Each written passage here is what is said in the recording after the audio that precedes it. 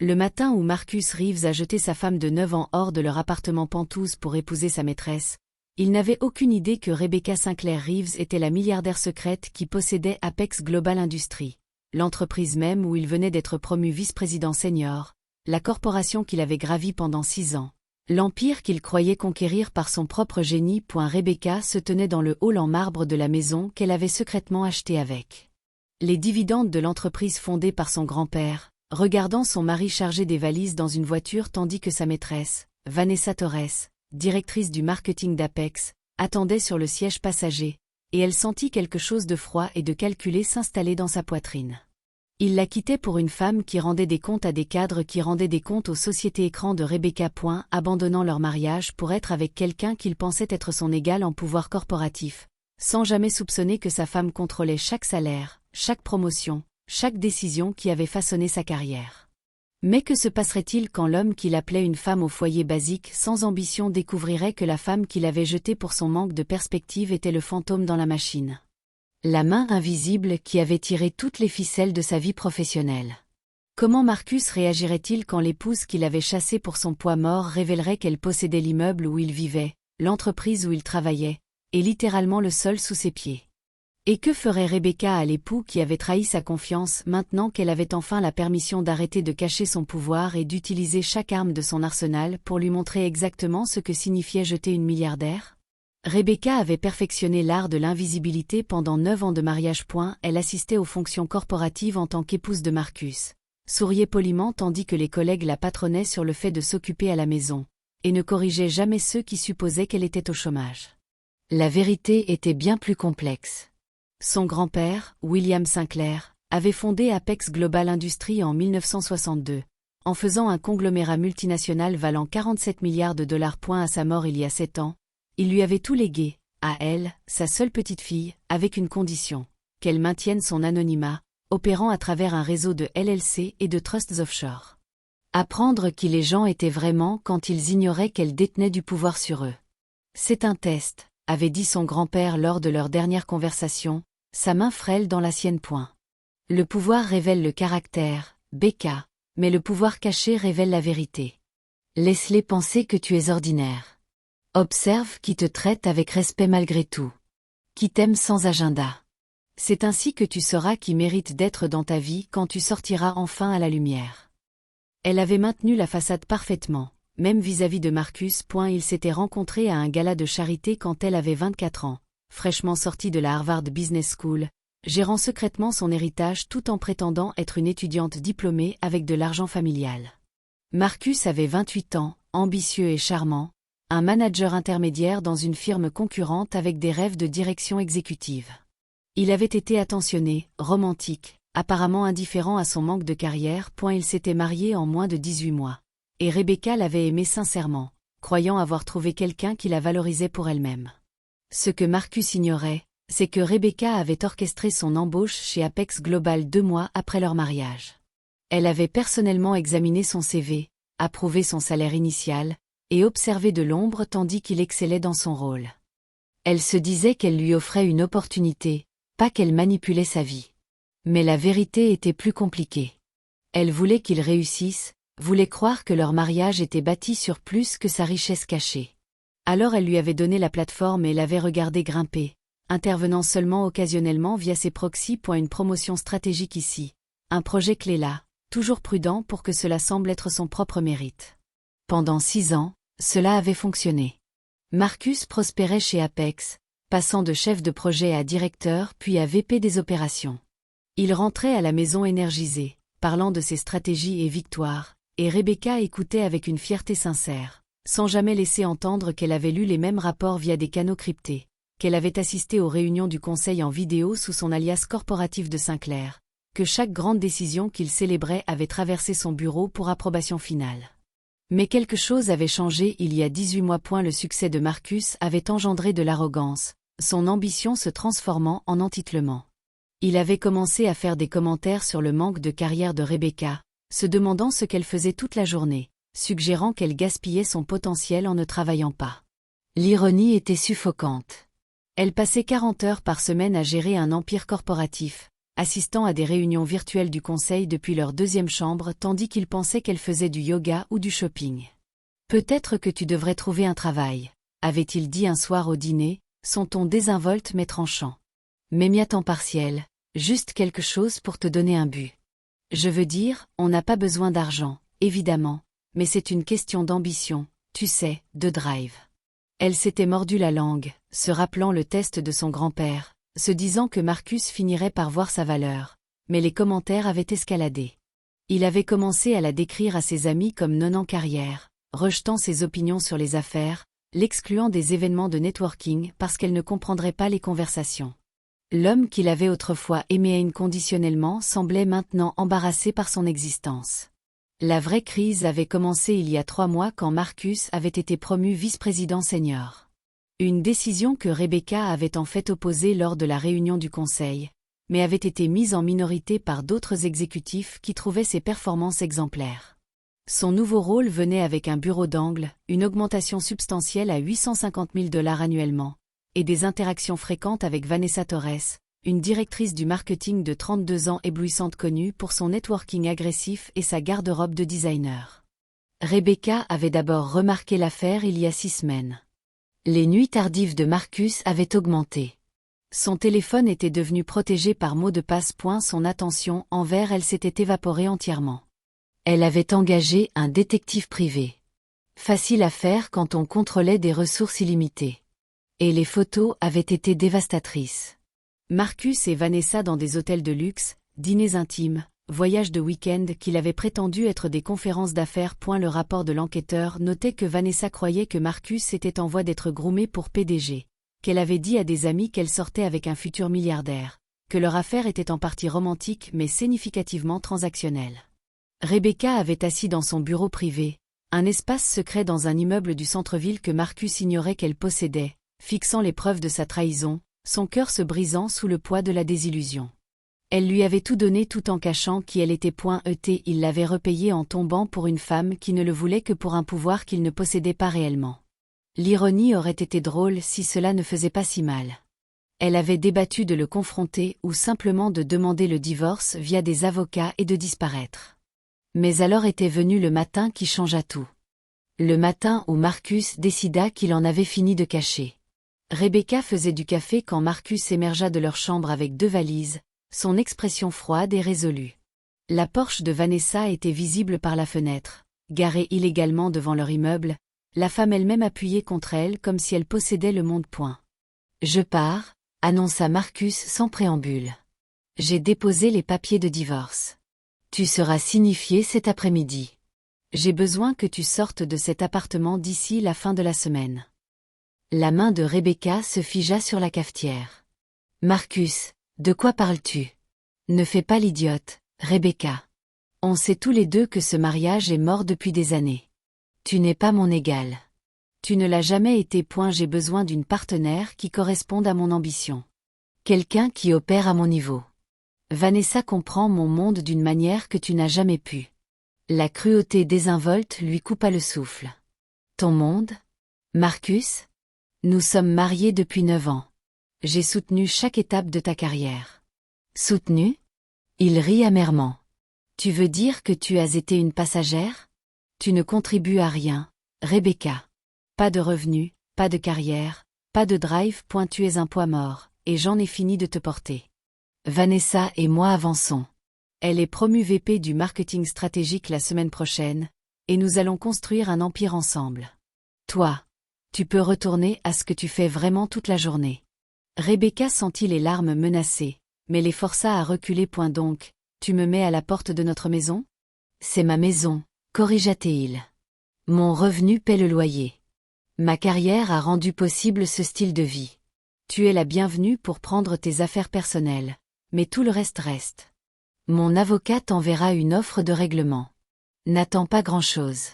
Tu auras ce que le contrat prénuptial permet. Ce qui est franchement plus de générosité que tu ne mérites. Et elle avait apparemment oublié que l'avocat familial de Rebecca avait rédigé ce contrat prénuptial, que son langage contenait des protections que l'avocat moins cher de Marcus n'avait pas pleinement comprises. Mais elle ne dit rien, le regardant simplement charger ses sacs tandis que Vanessa souriait avec suffisance depuis la voiture en bas. J'espère que vous serez très heureux, dit Rebecca calmement, sa voix stable malgré le tremblement de terre dans sa poitrine. Marcus s'arrêta à la porte, quelque chose qui ressemblait presque à de la pitié traversant son visage. Je ne m'attends pas à ce que tu comprennes, Rebecca. Tu n'as jamais eu d'ambition, jamais compris ce qu'il faut pour réussir. Mais un jour tu réaliseras que je t'ai rendu service. Peut-être que maintenant tu trouveras enfin un vrai travail. Fais quelque chose de toi au lieu de vivre sur ce fonds fiduciaire familial dont tu as vécu. Le fonds fiduciaire familial qui contrôlait 47 milliards, le fonds qui payait son salaire. Mais elle ne le corrigea pas. Pas encore. Après son départ, Rebecca s'assit dans le Pentouse vide, son Pentouse, acheté via une LLC que Marcus n'avait jamais pris la peine d'investiguer, et prit une décision. Le test de son grand-père était terminé. Marcus lui avait montré exactement qui il était quand il pensait qu'elle n'avait aucun pouvoir. Un homme qui la valorisait si peu qu'il pouvait la jeter pour une maîtresse et une promotion. Maintenant, il était temps de lui montrer qui elle était vraiment. Elle appela d'abord son avocat, puis son CFO, puis le président du conseil d'administration d'Apex Global, un poste qu'elle occupait anonymement depuis 3 ans, votant via des proxys et des communications cryptées. À eu coucher du soleil, la machinerie était en marche, et Rebecca ne ressentait aucune culpabilité. Elle avait donné à Marcus toutes les chances de la valoriser pour elle-même. Il avait mal choisi. Marcus célébra sa liberté avec Vanessa dans un restaurant exclusif, portant un toast à leur avenir avec des bouteilles de vin à $400. Vanessa était radieuse, sa main possessive sur son bras, planifiant déjà leur fiançailles et parlant de la maison qu'ils achèteraient une fois son divorce finalisé. « Tu seras PDG d'ici 5 ans, prédit-elle avec confiance. J.E. le sens. Le conseil t'adore, Marcus. Il voit ton potentiel, et avec moi gérant le marketing stratégique, nous serons inarrêtables. Le couple puissant d'Apex Global. Marcus sourit, la croyant complètement. Il avait travaillé dur pour sa position, avait mérité chaque promotion par talent et détermination. Rebecca l'avait retenu avec son existence banale, mais maintenant il était libre de voler. Vanessa comprenait l'ambition, comprenait le pouvoir, le comprenait d'une manière que son ex-épouse pédestre n'avait jamais pu. Son téléphone vibra avec une notification de mail. Réunion urgente demain 9h. Salle de conférence exécutive, présence obligatoire. Il fronça légèrement les sourcils mais le balaya. Probablement annonçant une restructuration ou une nouvelle initiative stratégique. Bien elle voulait être visible lors des moments importants de l'entreprise. Voulait que le conseil se souvienne de son visage quand la planification de succession commencerait. Ce qu'il ignorait, c'est que Rebecca avait programmé la réunion personnellement, que chaque exécutif dans l'immeuble allait apprendre la vérité et que son monde entier était à environ 16 heures de l'anéantissement complet. La salle de conférence exécutive d'Apex Global était conçue pour intimider.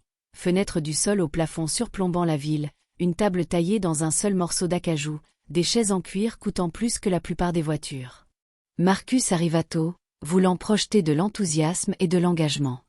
Vanessa lui avait texté bonne chance, ajoutant qu'elle avait entendu des rumeurs que le PDG démissionnait, que cela pourrait être une annonce de transition de leadership. La salle se remplit progressivement. VP senior de chaque division, le CFO, le conseiller général, plusieurs membres du conseil que Marcus reconnaissait des documents d'entreprise. L'énergie était étrange, anticipatrice, mais tendue, comme si tout le monde savait quelque chose qu'il ignorait. Il sourit avec confiance, hochant la tête à ses collègues, prétendant appartenir à des salles comme celle-ci de façon permanente. À 9h11 précise, la porte s'ouvrit et une femme entra qui fit s'arrêter le cœur de Marcus. Rebecca, mais pas la Rebecca qu'il connaissait. Pas la femme au foyer décontractée en leggings de yoga et maquillage minimal. Cette Rebecca portait un tailleur charcoal Tom Ford qui coûtait probablement $8,000. Ses cheveux parfaitement coiffés, des studs en diamants scintillant à ses oreilles, se tenant avec une autorité qui remplissait la salle comme de l'électricité. Elle semblait puissante, sophistiquée, chaque pouce l'exécutif qui l'avait accusé de ne jamais être. La confusion le traversa. Que faisait Rebecca ici? Avait-elle obtenu un emploi chez Apex d'une manière ou d'une autre? Était-ce une coïncidence embarrassante? Rebecca prit place au bout de la table, le fauteuil du PDG, et sourit aux exécutifs assemblés avec un professionnalisme froid. Merci à tous d'être venus sur court préavis, commença-t-elle, sa voix claire et autoritaire. Je sais que beaucoup d'entre vous ont des questions. Alors permettez-moi de les aborder directement. Je m'appelle Rebecca Sinclair-Reeves, bien que la plupart d'entre vous me connaissiez comme R. Sinclair des communications du Conseil, ou simplement comme l'actionnaire majoritaire anonyme référencé dans la documentation de l'entreprise. Marcus sentit de l'eau glacée inonder ses veines. Non, non, ce n'était pas possible pendant 7 ans, continua Rebecca, ses yeux balayant la salle, mais évitant soigneusement Marcus. J'ai géré cette entreprise à distance, assistant aux réunions du conseil via vidéo sécurisée, prenant des décisions stratégiques via des proxys, maintenant ma vie privée, comme le souhaitait mon grand-père. William Sinclair a fondé Apex Global, et à son décès, il m'a laissé l'intérêt contrôlant. 67% de toutes les actions valant actuellement environ 31,5 milliards de dollars. Je suis resté anonyme pour observer comment l'entreprise opérait sans l'influence d'une propriété visible, pour laisser le mérite déterminer le succès plutôt que la politique. La salle était silencieuse sauf pour la respiration saccadée de Marcus. Les exécutifs échangeaient des regards. Certains semblaient choqués, d'autres hochaient la tête comme si des pièces s'emboîtaient. Le patron de Vanessa, le CMO, semblait pâle, comprenant soudain combien il ignorait. Cependant, la voix de Rebecca se durcit. Des événements récents ont clairement montré que l'anonymat a permis à certains comportements de prospérer que je ne peux plus tolérer. Il est temps pour la transparence, la responsabilité, et des changements significatifs dans le leadership. Ses yeux trouvèrent enfin Marcus, et le regard qu'elle lui lança était chirurgical dans sa précision. Marcus Reeves, vice-président senior des opérations. Vos évaluations de performance sur 6 ans ont été largement positives, c'est pourquoi j'ai approuvé la plupart de vos promotions. Cependant, j'ai récemment examiné vos rapports de dépenses plus attentivement et trouvé des patterns préoccupants. Dites-moi, vous souvenez-vous de la conférence d'affaires à Miami il y a 3 semaines? Celle qui a coûté à l'entreprise 15 000 $ en hôtel et frais de voyage? Marcus ne pouvait pas parler. Sa gorge s'était fermée entièrement. Parce que selon le détective privé que j'ai engagé, continua Rebecca, sortant un dossier. Vous n'étiez pas à une conférence. Vous étiez au Fontainebleau avec Vanessa Torres, utilisant des fonds de l'entreprise pour financer une liaison extra-conjugale. C'est de la fraude, Marcus. Du vol corporatif, et c'est un motif de licenciement immédiat et de potentielles charges criminelles. Vanessa, assise 3 chaises plus loin, semblait sur le point de vomir. Le CMO avait la tête dans les mains. Mais parlons de la situation plus intéressante, dit Rebecca, sa voix tombant à quelque chose de mortellement calme. L'appartement Penthouse dont vous venez de me chasser. Je possède cet immeuble, Marcus. Je l'ai acheté via Sinclair Property Holdings il y a 4 ans. Le loyer que vous pensiez payer allait en réalité dans un compte géré que j'avais créé pour maintenir votre illusion d'indépendance. Vous n'êtes pas sur le bail. Je le suis. Vous n'êtes pas le locataire enregistré. Je le suis. Vous n'avez jamais payé un seul dollar pour notre maison. Vous pensiez juste le faire. Marcus trouva enfin sa voix, bien qu'elle sorte étranglée. Rebecca, tu ne peux pas. Ce n'est pas ce qu'elle demanda froidement. Juste, légal, approprié. Laissez-moi être très clair sur la situation dans laquelle vous êtes. Vous avez utilisé des ressources de l'entreprise pour mener une liaison. Vous avez commis une fraude sur des rapports de dépenses. Vous avez tenté d'évincer la propriétaire légale d'une propriété de sa propre maison. Peut-être le plus significativement. Vous avez systématiquement trahi, rabaissé et abandonné votre épouse tout en bénéficiant de ses ressources d'une manière que vous étiez trop arrogant pour même remarquer. Elle se leva, sa présence dominant la salle. Avec effet immédiat, vous êtes licencié d'Apex Global Industries. La sécurité vous escortera hors de l'immeuble. Votre chèque final reflétera des déductions pour les dépenses frauduleuses. La prime de signature que vous avez reçue pour la promotion SVP, 200 000 $, est également forfait pour les termes que vous n'avez clairement pas lus attentivement. Les ressources humaines poursuivront la récupération de ces fonds. De plus, continua TL, ignorant ces protestations étranglées. Le bail du Penthouse est terminé à compter d'aujourd'hui. Vous avez 24 heures pour enlever vos affaires personnelles avant que je change les serrures. La voiture que vous conduisez, la Mercedes que vous pensez posséder, c'est une voiture de fonction attribuée au VP senior. Vous la remettrez à la sécurité avec vos cartes d'accès et votre ordinateur portable. Marcus essaya de se lever, Mais ses jambes ne le soutenaient pas. Cela ne pouvait pas arriver. C'était un cauchemar, une erreur surréaliste. Rebecca, s'il te plaît, nous pouvons en parler en privé. Nous sommes divorcés, Marcus, dit-elle platement. Ou nous le serons une fois que mes avocats auront fini. Et crois-moi, tu seras chanceux de quitter le mariage avec plus que les vêtements sur ton dos. Le contrat prénuptial que tu n'as pas pris la peine de lire attentivement. Il a une clause d'infidélité, une clause de fraude, une disposition de dommages liquidés pour détresse émotionnelle causée par des liaisons.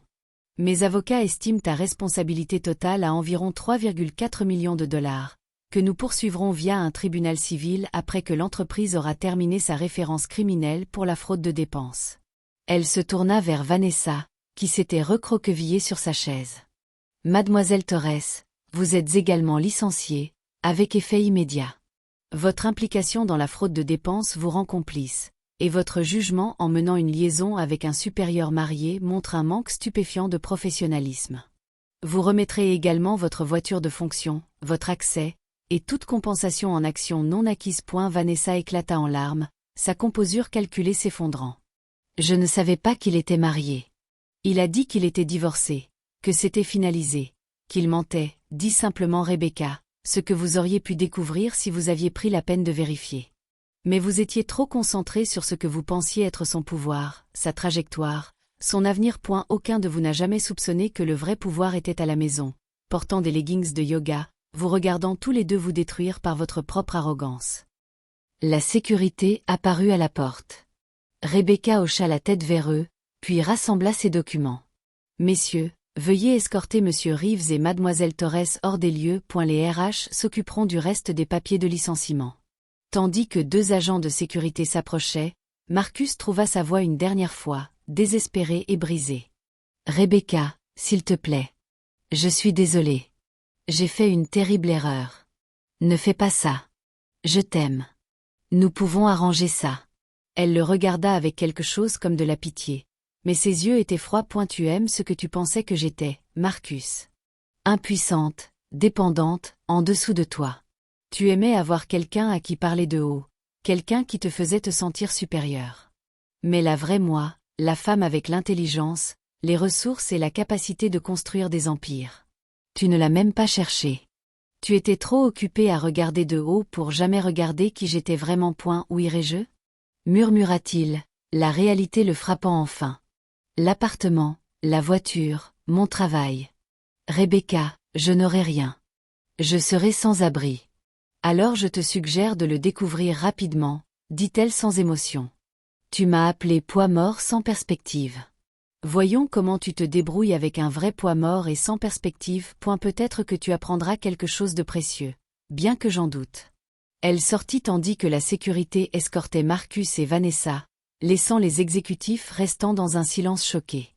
Le CFO fut le premier à parler, éclatant en applaudissements que d'autres rejoignirent hésitamment. Rebecca Sinclair Reeves, milliardaire anonyme et PDG secrète, venait de s'annoncer au monde de la manière la plus dévastatrice possible. Les 6 mois suivants furent une dévastation systématique pour Marcus Reeves. Les avocats de Rebecca le poursuivirent sans relâche. Les dommages liquidés du contrat prénuptial, les réclamations de fraude de l'entreprise, l'enquête criminelle qui aboutit finalement à une probation, mais détruisit ce qui restait de sa réputation. Son visage apparut dans les publications d'affaires comme un compte cautionnaire. L'exécutif qui a trahi une épouse milliardaire, l'homme assez arrogant pour chasser la femme qui possédait tout ce qu'il pensait être à lui. Vanessa disparut entièrement de l'industrie. Sa carrière en marketing finit avant d'avoir vraiment commencé. Elle avait cru sortir avec un futur PDG, avait misé sa propre réputation professionnelle sur la trajectoire projetée de Marcus, et perdu tout quand sa trajectoire devint une chute libre. Marcus essaya de trouver du travail. Mais l'influence de Rebecca s'étendait à travers l'industrie, pas par sabotage actif. Elle n'en avait pas besoin.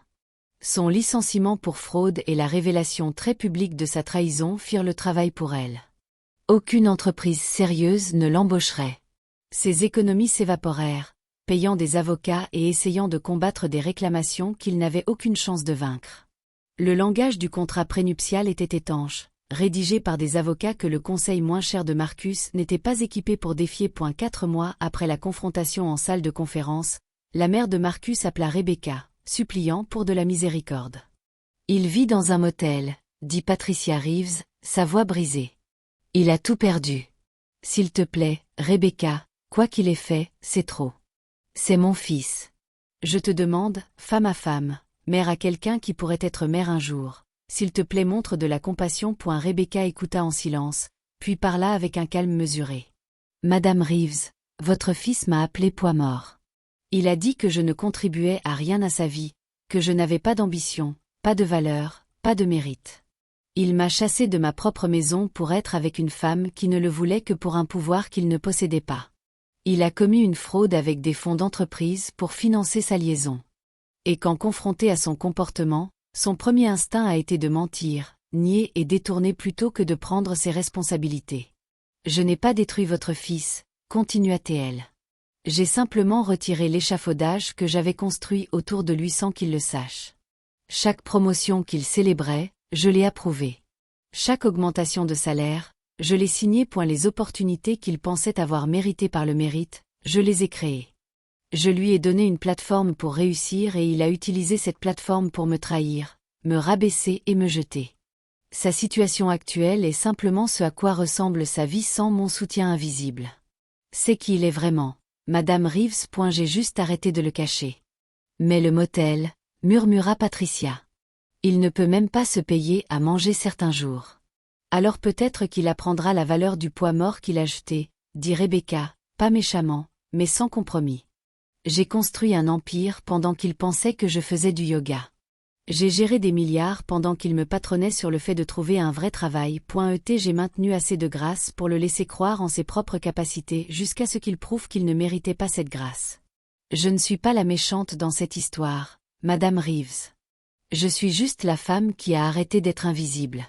Elle raccrocha doucement mais fermement. Retournant à la présentation du conseil qu'elle préparait, Apex Global prospérait sous son leadership visible. Les cours des actions en hausse de 34% depuis sa révélation. Elle donna 50 millions à des initiatives d'affaires pour femmes, devint une voix proéminente sur les biais de genre dans les milieux corporatifs, et commença à mentorer de jeunes exécutives essayant de naviguer dans des industries qui les sous-estimaient. Rebecca rencontra Marcus une dernière fois 6 mois après que tout s'était effondré. Elle quittait un gala de charité quand elle le vit debout près de la structure de parking, ses vêtements usés, son visage émacié, tenant un panneau en carton qui disait « Professionnel corporatif cherchant une opportunité ». Son équipe de sécurité se tendit, mais elle les fit reculer, s'approchant de lui seul. « Marcus », dit-elle calmement. Elle leva les yeux et la honte dans ses yeux était absolue. « Rebecca, je n'attends rien. Je voulais juste que tu me vois, que tu saches que je comprends maintenant. Ce que j'ai perdu, ce que tu étais, ce que j'ai jeté. Le comprends-tu ? Demanda-t-elle, réellement curieuse. Comprends-tu ou comprends-tu juste que j'avais de l'argent et du pouvoir auquel tu aurais pu accéder ? Les deux, admit-il, sa voix creuse. Je ne vais pas mentir. Je n'arrive pas à croire que j'ai vécu avec une milliardaire et ne l'ai jamais su. Que j'avais accès à tout et que je l'ai détruit par ma propre stupidité. Mais aussi, je me souviens de choses maintenant. Comment tu écoutais mes problèmes de travail et donnais des conseils qui s'avéraient toujours justes. Comment tu comprenais les dynamiques corporatives mieux que moi. Comment tu n'avais jamais besoin de mon argent, mais me laissais croire que je fournissais. Tu étais plus intelligente que moi, plus capable que moi, et j'étais trop arrogant pour le voir. Je pensais être le prix dans notre mariage. Mais c'était toi. Ça l'a toujours été. Rebecca hocha lentement la tête. Pour ce que ça vaut, Marcus, je t'ai aimé. Je t'ai donné des opportunités et du succès parce que je voulais te voir prospérer. J'ai caché mon identité parce que je voulais savoir que tu m'aimais pour moi-même, pas pour ma richesse. Et pendant des années, j'ai cru que tu le faisais. Je le faisais, insista-t-il. Je le fais, Rebecca. S'il y a une chance. Il n'y en a pas, dit-elle fermement. Tu aimais qui tu pensais que j'étais. Quelqu'un en dessous de toi, quelqu'un au-dessus de qui t'élever. Dès que tu as réussi, tu m'as jeté. Cela me dit tout ce que j'ai besoin de savoir sur ton caractère. Tu ne m'aimais pas, Marcus. Tu aimais te sentir supérieur à moi. Et quand ce sentiment a été menacé par ton propre succès, tu as trouvé quelqu'un de nouveau à qui te sentir supérieur. Elle fouilla dans son sac et en sortit une enveloppe. Je ne suis pas sans cœur. C'est un chèque de 50 000 $ et les coordonnées de 3 agences d'emploi qui travaillent avec des professionnels se remettant de revers de carrière. C'est plus que ce que tu mérites, mais je te le donne quand même parce que je ne suis pas intéressé par ta destruction complète, juste par ta compréhension que les actions ont des conséquences. Marcus prit l'enveloppe avec des mains tremblantes, des larmes coulant sur son visage. Merci, Rebecca. Merci. Je suis tellement désolée pour tout, pour avoir été trop aveugle, trop arrogant, trop stupide pour voir ce qui était juste devant moi. Je sais que tu le es, dit-elle. Maintenant tu as un choix, Marcus. Tu peux utiliser cet argent pour reconstruire ta vie, apprendre de tes erreurs, devenir quelqu'un de meilleur, ou tu peux me ressentir, me blâmer, te convaincre que tu es la victime. Et la plupart des gens dans ta position choisissent le ressentiment. J'espère que tu choisiras la croissance. Pas pour moi. Je n'ai besoin de rien de toi mais pour toi-même parce que l'homme que tu étais, il était petit, égoïste et cruel. Tu peux être meilleur que ça si tu le choisis. Elle marcha jusqu'à sa voiture, laissant Marcus debout dans le garage de parking avec 50 000 $ et une chance. Elle ne regarda jamais en arrière pour voir ce qu'il en fit. 2 ans plus tard, Rebecca se remaria, avec un fellow entrepreneur qui avait construit sa propre entreprise de rien, qui savait exactement qui elle était dès le début et valorisait son esprit autant que sa richesse. Ils étaient égaux en tout point, partenaires qui se défiaient et se soutenaient mutuellement. Elle avait appris la leçon que son grand-père voulait enseigner, que cacher le pouvoir révélait la vérité, mais que choisir soigneusement qui méritait de voir ce pouvoir l'était aussi. Apex Global continua de prospérer sous son leadership public, et Rebecca devint un symbole. La femme qui avait été sous-estimée et émergea invincible. La milliardaire qui avait testé son mari et l'avait trouvé manquant. L'exécutive qui avait prouvé que le vrai pouvoir n'avait pas besoin de s'annoncer pour compter. Elle n'entendit plus jamais parler de Marcus. S'il reconstruisit sa vie ou resta brisé était son choix, sa conséquence, son histoire. Elle lui avait donné une opportunité 2 fois. Une fois par un soutien invisible, une fois par un cadeau final. Ce qu'il fit de ses chances n'était plus son affaire. L'histoire de Rebecca devint légendaire dans les cercles d'affaires. Une parabole moderne sur le fait de regarder sous la surface, de valoriser la substance sur l'image, et de ne jamais sous-estimer la personne discrète dans la pièce. Mais pour elle, c'était simplement la vérité. Que la trahison révélait qui les gens étaient vraiment. Que parfois la meilleure vengeance était de laisser les gens expérimenter la vie sans le soutien qu'ils avaient pris pour acquis. Et que le vrai pouvoir n'était pas d'écraser les ennemis. C'était de construire quelque chose de si fort que les trahisons des autres ne pouvaient pas l'atteindre. Elle avait été jetée comme sans valeur et avait prouvé sa valeur au-delà de toute mesure. Pas pour le bénéfice de Marcus ou pour la vengeance ou même pour la justice, mais pour elle-même et pour chaque femme qui avait jamais été sous-estimée, interrompue ou rejetée. Elle leur avait tous montré ce qui arrivait quand la femme invisible sortait enfin à la lumière.